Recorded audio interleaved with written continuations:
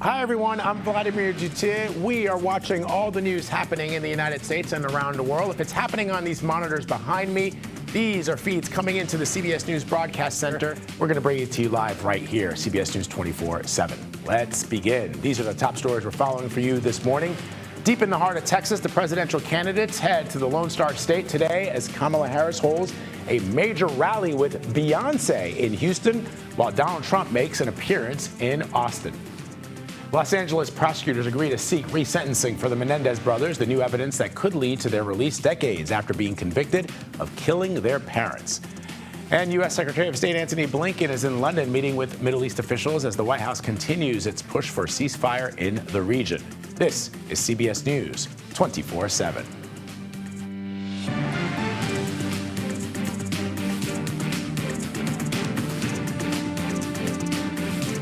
All right, let's get to our top story. Just 11 days to go until Election Day. National Post show a razor-thin margin between the two candidates, and Vice President Kamala Harris and Donald Trump are both kicking their rallies into high gear. CBS News congressional correspondent Scott MacFarlane is watching the Harris campaign from the White House and joins me now to discuss. Scott, it's good to see you, my friend. So the battleground states, let's talk about that. They've been the focus for the last few days.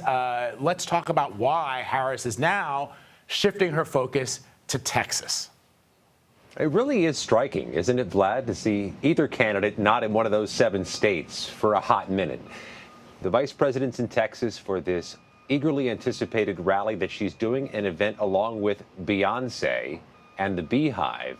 But the focus of the event is on women's reproductive rights, which has been a consistent argument of values and of primacy for the vice president throughout this campaign. Feels like she is ramping up to a closing argument on the issue of women's reproductive rights. She's doing this event in Texas in concert with a new advertisement blaming former President Donald Trump for the overturning of Roe versus Wade and for the impacts and consequences that have been derived from that decision, according to the campaign.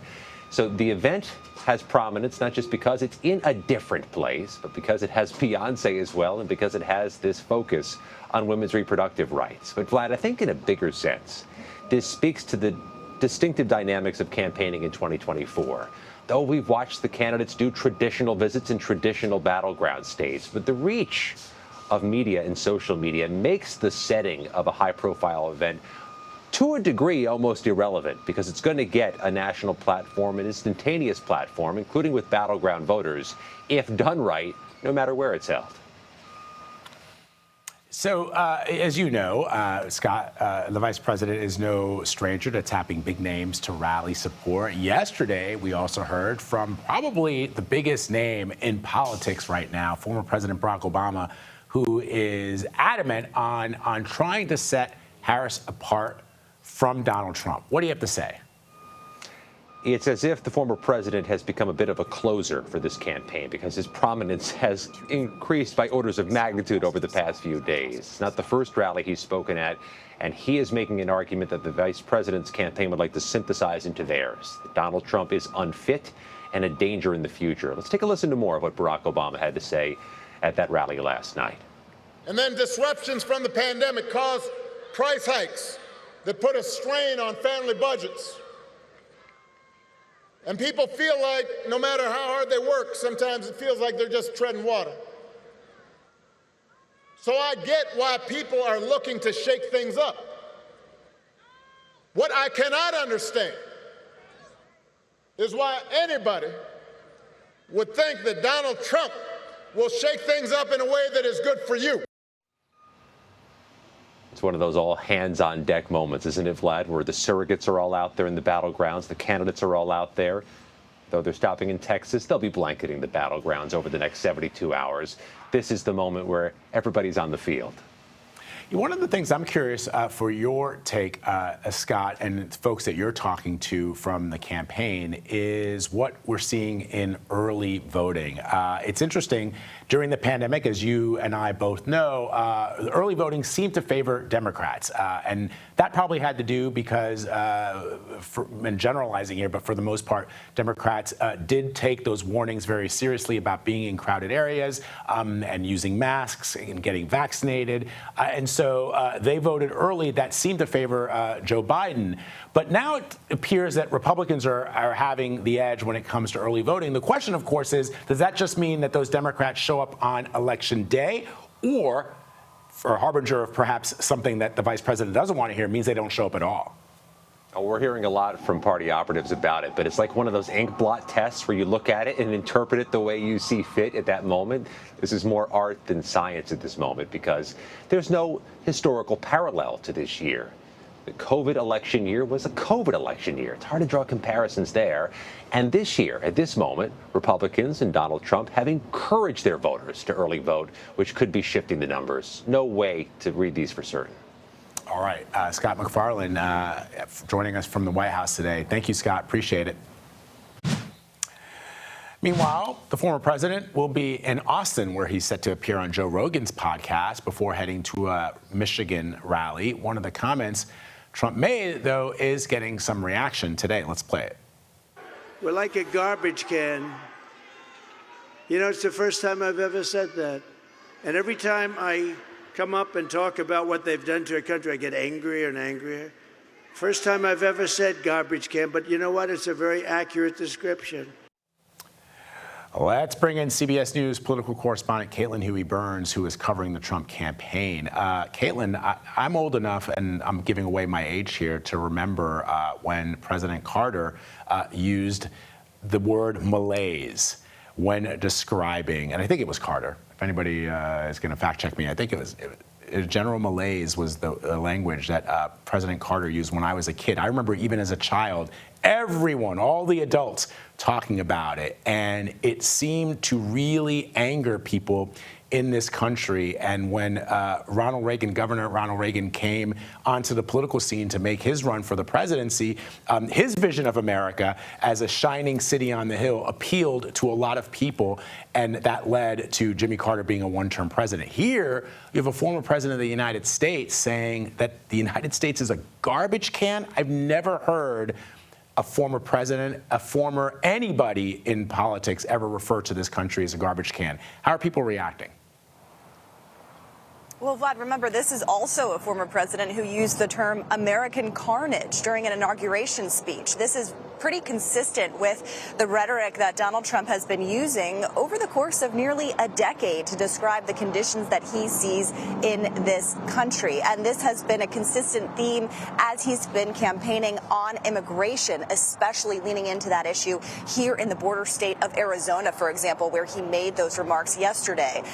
But you're right to note that this was an escalation of that rhetoric, as he said, as you heard him say. That's the first time he said that, and that essentially seemed like an off-script remark, but again, consistent with the messaging. And this is really the closing argument from the Trump campaign. Yes, the economy hovers over everything this election, but immigration is the closing pitch for the Trump campaign. And here in Arizona, it's really fueling his support. He has a slight edge over Harris here in our CBS News polling, and that's really due to voters' views on immigration. Check this out, Vlad. A majority of voters here in Arizona support his mass deportation proposal. And that's also consistent with a majority that we've seen across the country in our polling, also supportive of that proposal. So as we talk about the themes of this election, that speaks to the closing argument on immigration that he's been making, not only in border states, but really across the country. We'll see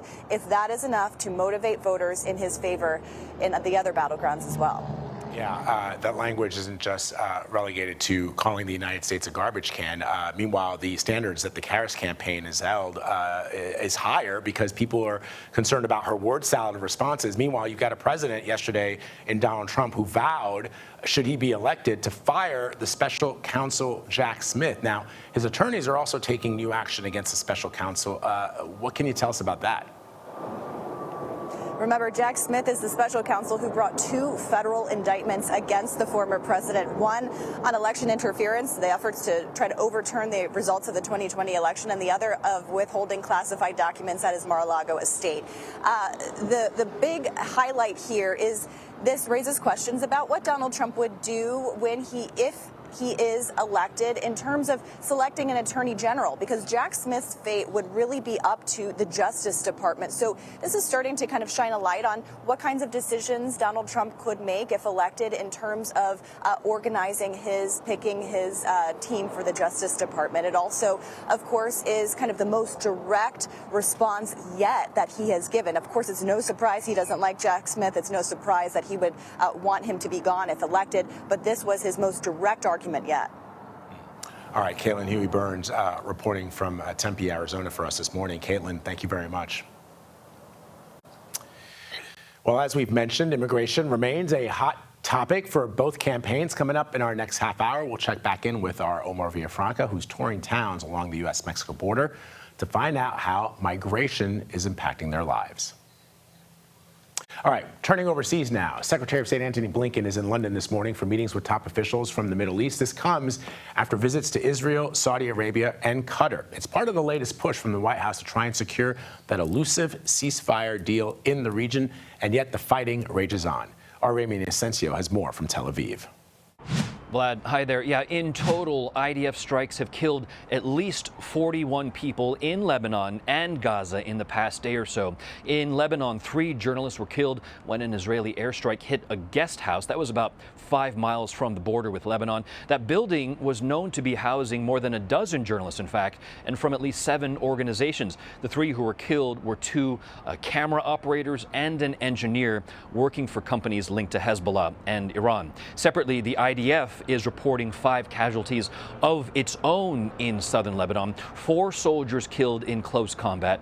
The IDF says that Hezbollah militants came out of a tunnel shaft. Those militants then lobbed grenades at them, and then the IDF responded with gunfire. The IDF also says that so far 22 soldiers have been killed since its ground invasion began in that country. And in Gaza this morning, IDF strikes killed 38 people in southern Khan Yunis. That's according to health officials there. At least 14 of them were reportedly children. And on top of all of this, the push for peace somehow still carries on. Secretary of State Antony Blinken's trip is not quite over. He is in London today after a spin here in the Mideast. He's set to meet with his counterparts of Jordan and Qatar, along with the caretaker Prime Minister of Lebanon. Blinken has said that Israel cannot stay in that country for a longer period of time and that they have to do more to avoid hurting so many different kinds of people, civilians, Lebanon's military, and UN peacekeepers. And yesterday, Israel did confirm it will dispatch its spy chief, David Barnea, to Doha this Sunday. His counterpart of the CIA, Bill Burns, is expected to join, along with the Prime Minister of Qatar. Vlad. All right, Ramy, thank you very much. Let's bring in CBS News Philadelphia meteorologist Tammy Sousa with the first look at the national forecast. Hi, Tammy. Well, hello there, Vlad. Happy Friday. And it looks like it's going to be a fairly quiet Friday. There's only one hiccup across the nation, and that is a front that you can see. It's like moving eastward. It is kind of moisture starved. So we are going to be looking at clouds associated with that front. Let's go ahead and take a look at what the big picture with that front is. It is bringing rain just across the upper Midwest and into the Ohio Valley, and that's about it. Closer look, a few thunderstorms out there, not really expecting any severe weather.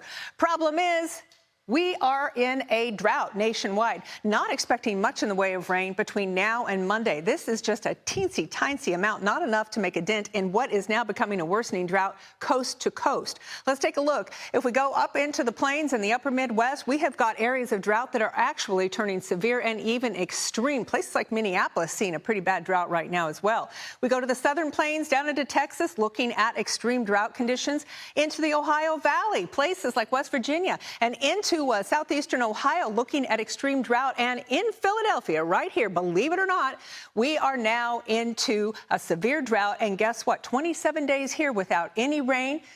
The old record is 29 days. That was set in 1874, a 150-year-old record. We're going to break that thing on Monday. We'll talk more about this in your weekend forecast in just a couple of minutes. What? All right, Tammy, thank you very much. Eric and Lyle Menendez may be getting a chance at freedom decades after they were convicted of killing their parents. Coming up, what the Los Angeles District Attorney could recommend to a judge today. Stay with us. You're streaming CBS News 24/7. The LA County District Attorney is headed to court in a matter of hours to recommend Eric and Lyle Menendez be resentenced. The Menendez brothers are currently serving life in prison for the 1989 murder of their parents. The district attorney announced yesterday that after a thorough review, they could be eligible for, quote, youthful parole. Our Jared Hill has more. This morning could begin a new chapter in the decades-old legal saga of Eric and Lyle Menendez. I believe that under the law, resentencing is appropriate. The Los Angeles County District Attorney Thursday outlined why he's seeking a new sentence that would allow for the release of the brothers currently serving life without parole for the gruesome murder of their parents nearly 3 decades ago. I believe that they have paid their debt to society, and the system provides a vehicle for their case to be reviewed by a parole board. Now, both in their 50s, interest in the brothers' case has skyrocketed in recent years, with multiple TV shows and documentaries raising questions about evidence that wasn't presented to the jury that convicted them. Evidence detailing years of sexual, physical, and emotional abuse, some of it emerging last year when Roy Rosselló of the boy band Menudo claimed he was raped by Jose Menendez in the 80s. Many family members from the sides of both Kitty and Jose Menendez stand behind the brothers. This decision is not just a legal matter. It is a recognition of the abuse my cousins endured. At the time of the murders, prosecutors said Eric and Lyle were after their parents' multi-million-dollar estate. It would be up to a judge and parole board to approve the release. The DA is recommending a new sentence of 50 years to life because they were both under 26 years old at the time of the crimes, 18 and 21. They would be eligible for parole immediately. All right, I want to bring in CBS News legal contributor Caroline Polisi to talk about all of this. So, Caroline, break down what these new developments could potentially mean. And it is kind of remarkable that it's through the documentary and for people seeing that documentary for the first time that caused this to move into motion. Yeah, Vlad, a lot of public interest in this case, especially for Gen Z on places like TikTok, Instagram.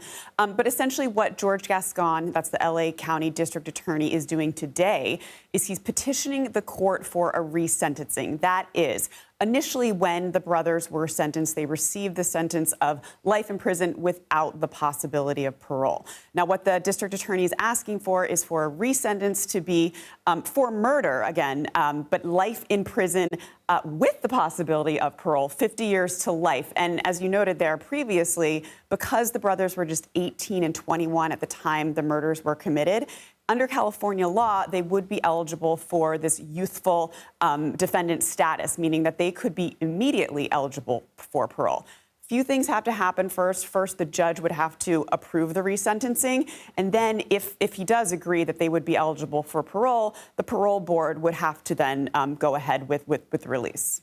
So what would that new timeline look like if all of that falls into place as you described it? Yeah, so the boys' new attorney, Mark Garagos, has said he would be hopeful that the boys would be released by Thanksgiving. I tend to think it would be a little bit longer than that, potentially. The judge has 30 days to set the new hearing date, and thereafter it would have to go to the parole board. Could take a while, but it also could be fast-tracked. So we could see them released pretty soon. Wow. All right. Caroline Polisi for us. Always great to have you. Thank you, Caroline. Thanks for having me. The owner of the cargo ship that caused last spring's deadly bridge collapse in Baltimore has agreed to pay more than $100 million in settlement. Part of the Francis Scott Key Bridge collapsed in March when the Dolly cargo ship lost power and slammed into a support column. 6 construction workers were killed. The Justice Department argued improper maintenance and safety violations caused the ship to lose power. The settlement includes money for the cleanup, but not to rebuild the bridge. In a statement, the ship's owner says the settlement is not an admission of liability. Border security and immigration are top of mind for many voters. Up next, we'll check back in with our Omar Villafranca on his trip along the U.S.-Mexico border to find out what those voters in those states are experiencing. Stay with us. You're streaming CBS News 24/7.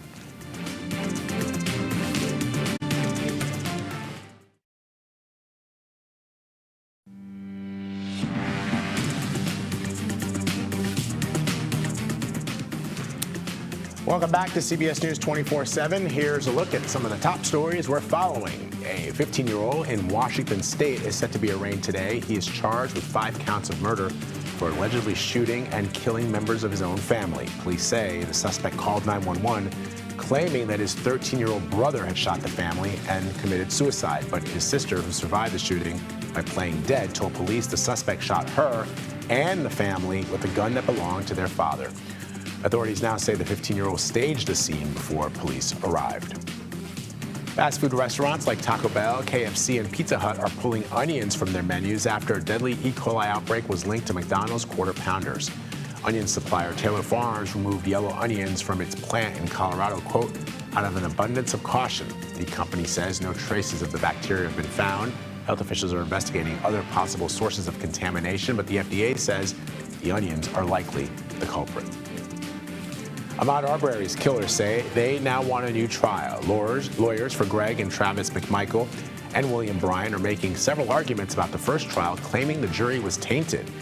The 3 were found guilty of chasing Arbery down the street and fatally shooting him in 2020.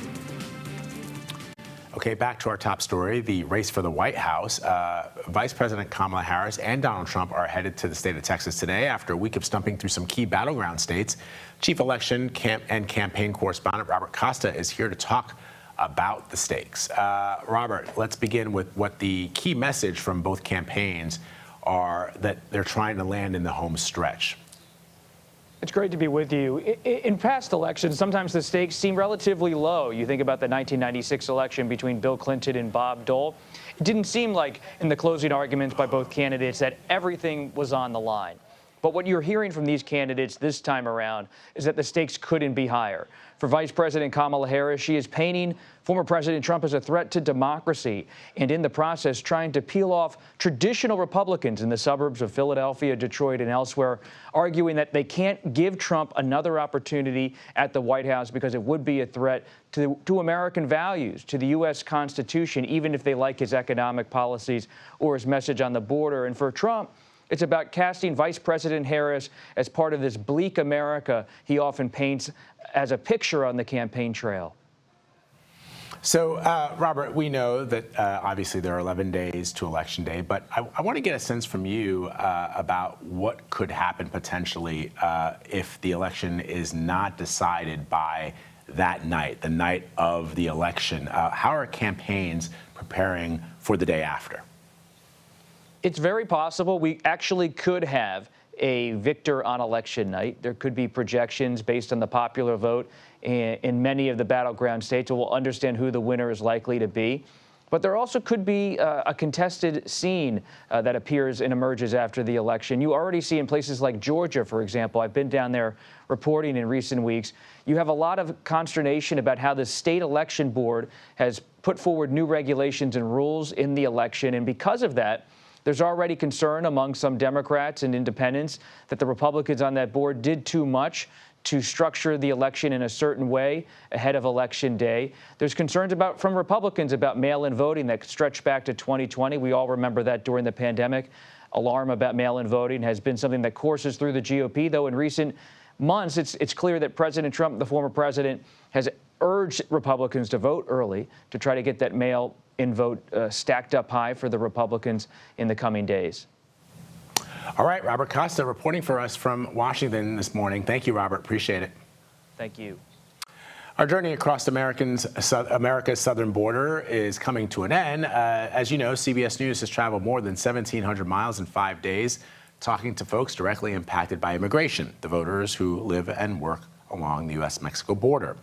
CBS News correspondent Omar Villafranca is ending his journey in Imperial Beach, California. So, Omar, you are now in the Golden State, where illegal border crossings have sort of seen a surge in the last year, similar to Arizona, which is where you were yesterday. So how is border migration impacting communities there?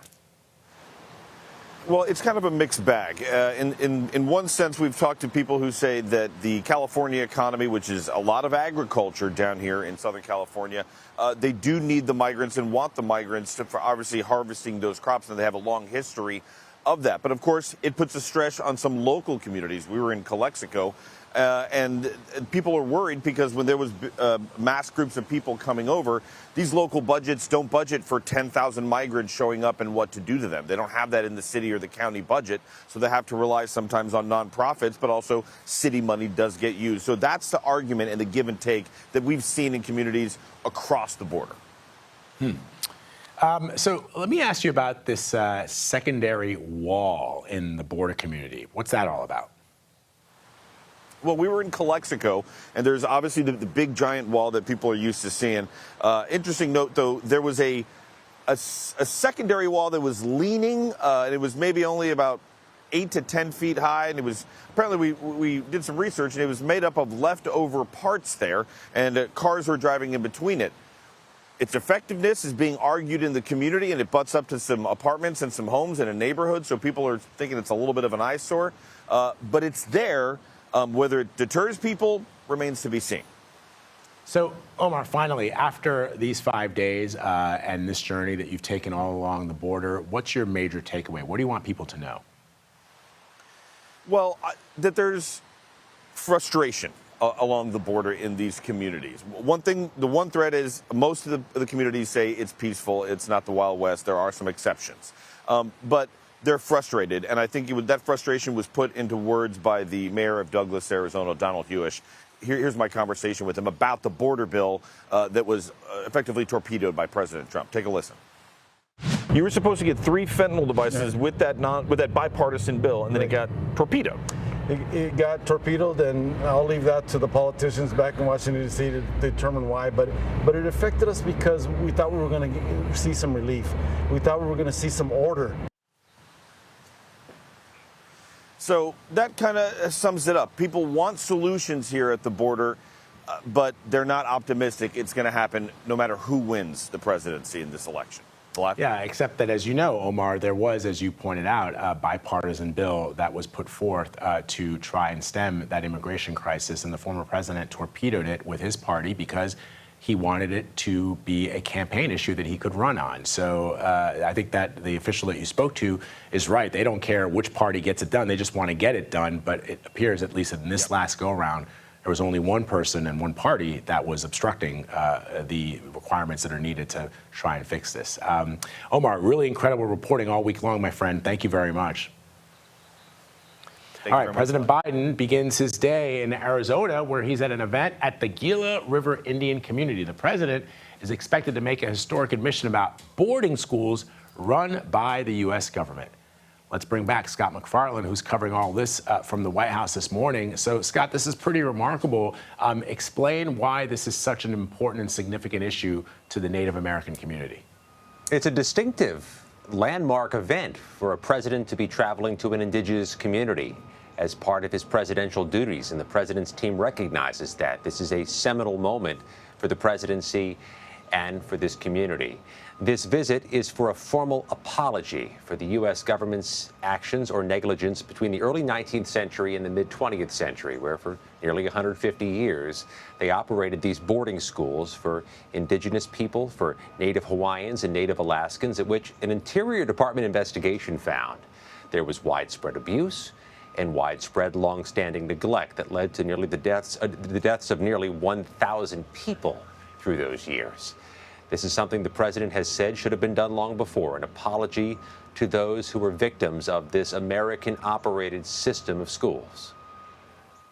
All right, Scott McFarland for us this morning with some really important news for indigenous people in this country. Scott, thank you very much. Let us bring in CBS News Philadelphia meteorologist Tammy Sousa with another look at the national forecast. Over to you, Tammy. Well, you know what? We're going to say hello to Kansas. I'm standing smack dab in the middle of Kansas right now. And there's a reason for that, because if you look off to the north and the west, here comes a front onto the Pacific Northwest. It's got some very cold air behind it. But we also have a front that is now moving. I'm going to go ahead and push this thing off the east coast. Now, that one is sort of moisture starved. There's a little bit of rain with it, but more importantly, it's ushering in some cool air. So right where I'm standing, we're going to see some very big changes. In fact, take a look at this. This is the temperature contour. The yellow is warm.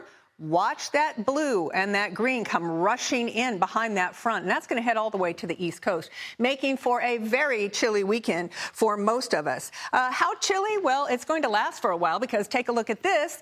This is from the Climate Prediction Center, and next week, we are going to be much cooler than normal in the western half of the country, and we're going to stay warm. We're going to warm back up here in the eastern half of the country, but we do get that push of cooler air moving in here. So let's talk about today. What we're looking at is the comfortable temperatures in Southern California. It's 80 in the LA, but look at Seattle coming in the 50s, and that cool air where you see the green is moving across the country. Places like Minneapolis, Indianapolis, Chicago, all cooler, where it's still quite warm in the 80s down along the Gulf Coast, and then even into the Northeast. We're looking at 68 in New York, but just south of there, we're looking at temperatures that are going to be in the 80s. So a big difference there, and that's going to be the case for the weekend. So if you're going to head out and enjoy anything this weekend, it will generally be dry. It will generally be cooler, especially in the Northeast, before it starts warming up again. And it's a great time to take in the fall foliage. If you are going to be in the Northeast, where you see those bright shades of red, it is peak color all the way from parts of New England down through the Smoky Mountains. It looks like it is going to be a great weekend to get out and see that little leaf peeping. If you go across the upper Midwest and the plains, it's already past peak in some places, but that is kind of trickling down. So parts of Iowa and into Wisconsin, it should be quite lovely. And then heading out west, our final stop, all the way from southern New Mexico, going down toward Ruidoso, it should be starting to turn all the way up through Colorado. Still some aspens to look at, but a lot of it out west has already hit peak color. Vlad? All right, Tammy Sousa for us. Thank you, Tammy. You are looking, folks, at the moment for astronauts splashdown in the Gulf of Mexico, marking the end of a long mission to the International Space Station. After the break, we're going to give you an update on the crew members and their voyage. You're streaming CBS News 24/7. The capsule's going about 15 or 16 miles per hour. And splashdown. Some very cool out-of-this-world video for you. That was the moment 3 NASA astronauts and 1 Russian cosmonaut splashed down to Earth just a few hours ago. SpaceX team snatched a crew out of the Dragon capsule and out of the waters just off the coast of Pensacola, Florida. It marked the end of a mission that had lasted almost a year. Derek Pitts is the chief astronomer and planetarium director for the Franklin Institute in Philadelphia, and he joins me now to talk about it. Derek, great to see you, my friend. So what's the latest with the crew members? How are they doing? Thanks very much, Vlad. The crew members are doing very well. There was a precautionary stop at a medical center along the way back from the landing zone back to Houston, Texas. And we always have to remember that astronauts coming back from space, especially for a mission of this duration or longer, 235 days, 100 million miles orbiting the Earth, has an effect on the human body. So returning to Earth, coming back to 1G, sometimes it takes a little bit for the body to reacclimate just after they get out of the spacecraft. So out of an abundance of caution, they all went to the medical facility just for some extra checks. But things seem to be fine otherwise. Okay, let me ask you about what the mission was, and were they able to accomplish it? Yes, they were able to accomplish the mission. You know, the work that's done by each of these crews that goes up to International Space Station is to forward the development of techniques and technologies that are going to enable future exploration of the solar system, such as the Artemis mission going back to the moon and going on to Mars in the not too distant future. And so the work that goes on board International Space Station is all toward that. So this crew is doing a lot of different experiments on the human body, trying to figure out how the body reacts to the microgravity environment and to being in space so long. And they check various things about the body, whether it's vision or blood pressure or cardiovascular system, muscle development or muscle deterioration and bone deterioration, things like that are all on the list to be checked to better understand what the environment's like. So, did I read correctly, Derek, that this mission was supposed to have happened, or this landing was supposed to have happened last month?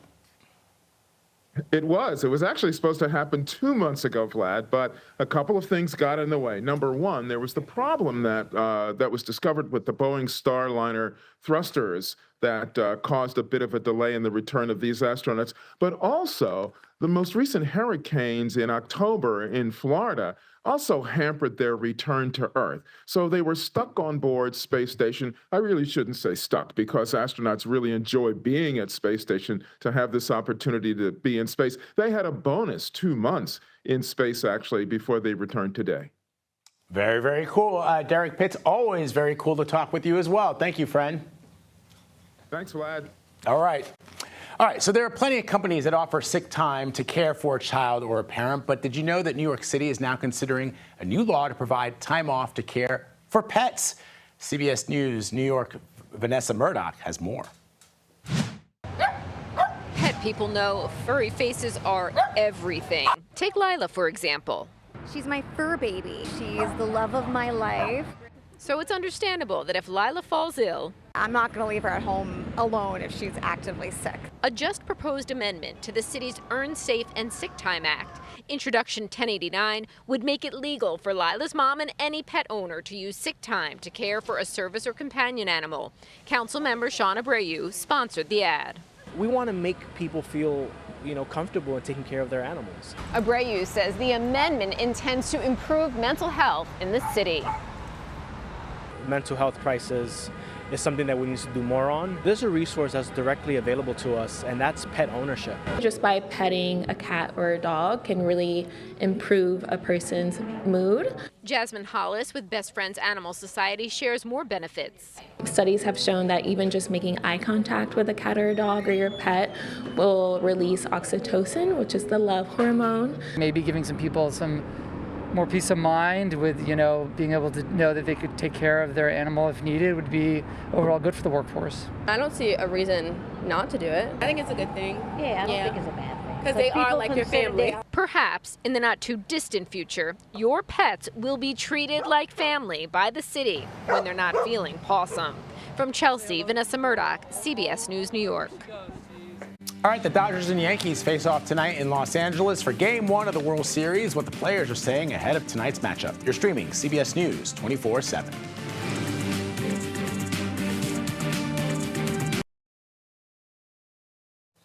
It's East Coast versus West Coast as the New York Yankees take on the Los Angeles Dodgers tonight in Game 1 of the World Series. The last time the two teams faced off in the Fall Classic was way back in 1981. Players from both teams addressed the media yesterday ahead of tonight's big game. Everybody goes through a lot, and we've gone through a lot, but there's no need to talk about that's happened throughout the year. We're here now, and the next 4 to 7 games is all that matters now. Nobody's really thinking about the past or what we had to come through to get here. It means a lot, to be part of a World Series is one of the best things that a player can do, It's a great experience. I feel like everybody wants to be here. Everybody wants to be part of it. Everybody's excited. But definitely when you get the feeling of that field and the love that the fans are giving you and everything, it's what impressed me the most, and I'm really excited about it. And CBS News Los Angeles has a special show this morning from Dodger Stadium. Our friend Jamie Yuccas is there. Let's watch some of their coverage. Jamie Maggio this morning. How are you doing? Great to be here, Jamie. I know, thank you. What a beautiful morning, Dodger Stadium, so much excitement. I have to tell people, Jamie's the reason I got a Dodger dog. So thank you, Jamie. You're welcome. I appreciate it. I do what I can. It. And you saw, I've been eating it all morning. They're good. Paul may not get his. I don't know. What are your preferred condiments? Oh, I don't do ketchup. Okay. Mustard, relish, that's it. That's it. Okay. Yeah. I'm a ketchup and relish, which is controversial. It's very controversial. Yes, I know. My parents grew up in Chicago, so ketchup is a no-no. Yeah, okay. Let's talk about bakeries, though. We have a very special SoCal spotlight for you this morning. Sheba Turk is in San Gabriel at a bakery, which makes a lot more sense in the morning, Sheba. But, we like to eat whatever it is.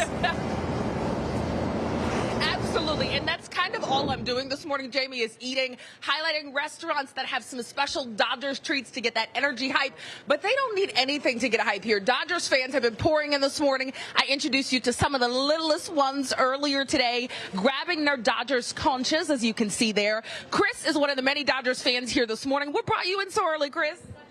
The food. That makes sense. You excited for the series? Oh, heck yes, yes. How long have you been a Dodgers fan? God, for a long time. My mother-in-law lives right next to the Dodger Stadium, and we used to go there a lot and see when they used to run in front and exercise and stuff. My kids used to talk to them. It's Dodgers forever. So exciting. I know you were headed out the door, so thanks for stopping and talking to us this morning with your Dodgers gear on. Yes, we are at El Pavo Bakery, guys, where they have some very special treats for the many Dodgers fans coming in this morning. I want to introduce you to the COO here, Karina Rivera. This is so much energy. We're back in the kitchen now, Karina, guys. Tell us about this spot.